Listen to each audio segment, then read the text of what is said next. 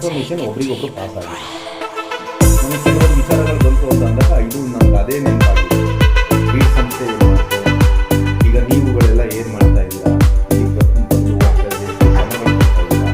ಈಗ SIR ಬಂತು, ನಾವು ಬಂದಿರೋ ನಮ್ಮನ್ನು ನೋಡ್ಕೊಂಡು ಸಾಕ್ಬೋದು. ಇನ್ನು ಹಾಡಿಗಳ ಬಗ್ಗೆ ಎಲ್ಲ ಯೋಚನೆ ಮಾಡ್ತಾರೆ.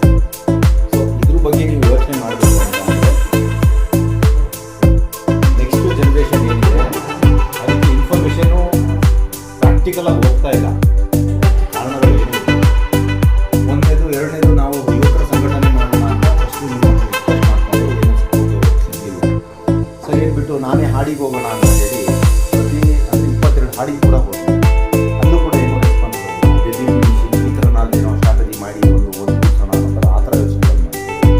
ಅದಕ್ಕೂ ಕೂಡ ಏನು ರೆಸ್ಪಾನ್ಸ್ ಬರ್ತಾ ಏನಾಯಿತು, ಬೇರೆ ಇನ್ನೇನಾದರೂ ಯೋಚನೆ ಮಾಡೋಣ.